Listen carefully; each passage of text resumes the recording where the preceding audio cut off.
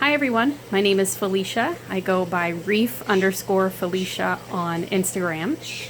Welcome to my perpetually messy fish room. Let's go underwater and look at some coral in the 90-gallon tank. My phone used to be waterproof until I broke some buttons, but I got this cool underwater bag for it. This is my pulsing sinularia. Got that from Ricky Fins. Not sure what this zoa is called. I just know them as yellow face, orange skirts, maybe some kind of Midas or something. Now those ones are radioactive watermelons, is that right? There's a pretty Gorgonian, one of the ones from KP Aquatics. I love ordering from that site. They always have the biggest, prettiest Gorgonians. And a couple more Gorgonians from KP. I think that one in the front is a rusty. The purple ones, I can never remember what their names all are.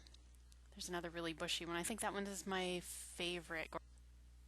A lot of people think Gorgonians are difficult to keep, but these shallow water Florida Gorgonians are quite easy. I say that they have an Aquapora growth pattern with a soft coral care level. So they're really easy. This Aquapora was from Ricky Fins, and it is surviving and thriving after the Reef Bowl crash. Here's my Oxypora. I think it's called a sun-kissed Oxypora. And my favorite chalice from Nola Magna, which survived the Reef Bowl crash and is finally growing back. You can see the skin coming back. And another yellow Gorgonian from KP Aquatics. I like that this one's a little different. And this is the Gorgonian that my friend Joe Posh gave me as a teeny tiny frag, and now it's a beautiful bushy Gorgonian. Myplate coral from Ricky Fins. It was a tiny little fingernail size piece baby, and now it's a beautiful adult plate.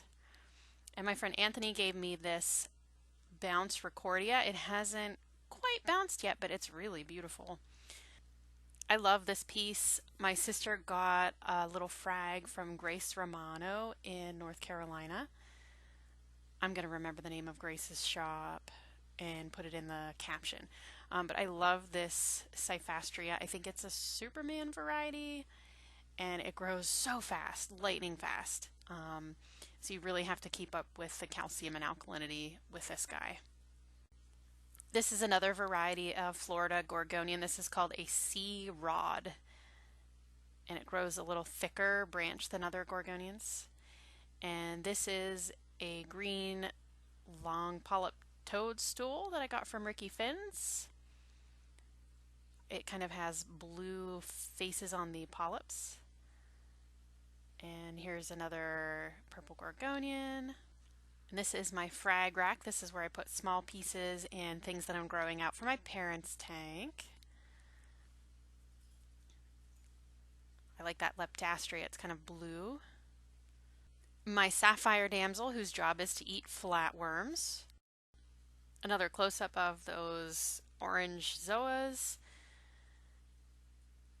And the urchin that scratched up my acrylic in my other system. Now he's in a glass tank.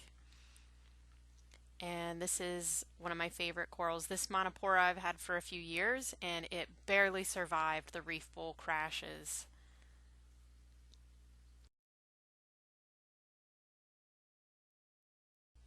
My extremely slow growing cabbage leather, I keep trying to frag it and give it to people. It's so neon green. And it's really hard to see, but something else I wanted to show you is my Bicolor Blenny. It started out as an all gray fish, and now it's getting a yellow tail. I think these are sequential hermaphrodites. It's turning into a male. So this is the main tank in the fish room, and you can see Jemmy here. Jemmy is my most prized fish that I've ever had in my life, and I love him. I won this fish from TSM Corals in a raffle at Reefapalooza in 2018. And he's very friendly. He lets me pet him. He eats out of my hand, but he doesn't like the camera. So this is my 90-gallon tank. I set this one up in December because the tank I had before it was from the 1990s and it started to leak. So we set this tank up and everybody moved temporarily to the other system until we got this one up and running. And a lot of these corals, like this guy here, this big Cyphastria. A lot of these came from the Reef Bowl that I used to have in my kitchen. Unfortunately, the 8-gallon Reef Bowl that I had for just coral, it was too much for me to handle anymore. This poor Montipora in the back, I've had that one for many years now, and it just keeps dying back and growing back. The last time the Reef Bowl had a crash was a couple months ago. I discovered that my baby had been throwing objects into it. One identified metal object at the bottom was discovered when the tank was disassembled. So I moved everything to this 90-gallon, and everything is finally coming back to life after suffering from, like this guy here, this poor acro, and that acro in the back. Finally starting to grow back after being tortured. So this is the new 90-gallon. And it's going rather well.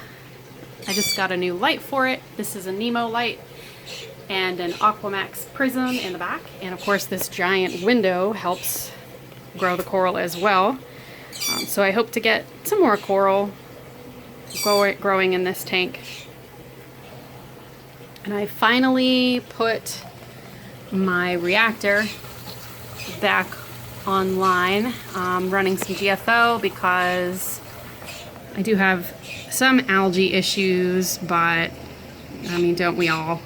And it would be nice to be able to maintain this tank as well as I would like to, but even right now I can hear my children in the living room screaming and fighting with each other. So just doing this is taking time away from them, so I don't clean my tank as often as I should. And this hopefully one day will be a bounce mushroom.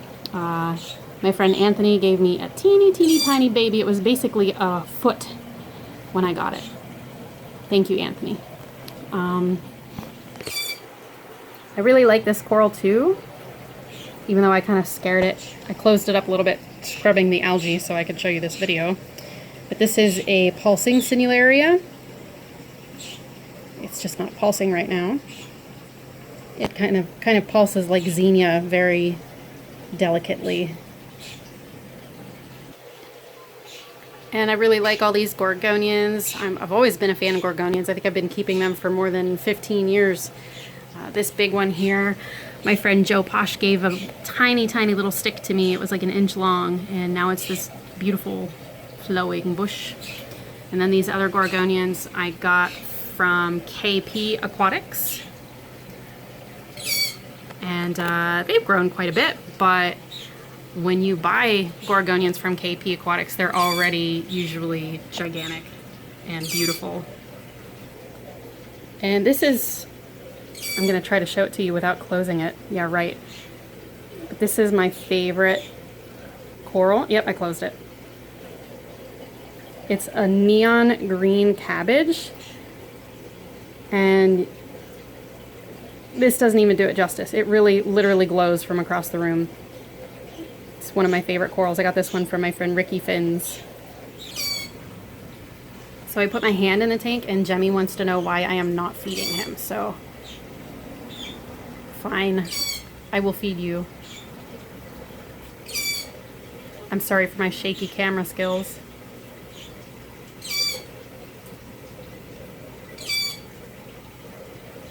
Okay, let's go down here so people can see you better. Because you are beautiful. Yes, you are my favorite fish, Jemmy. I love how fat this fish is. He already did eat once today, but that's not stopping him from eating some more.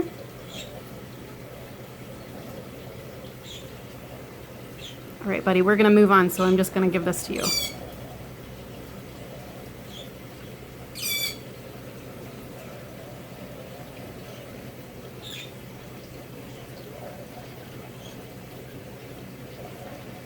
Yeah, don't spike me, I'm being nice to you. There you go.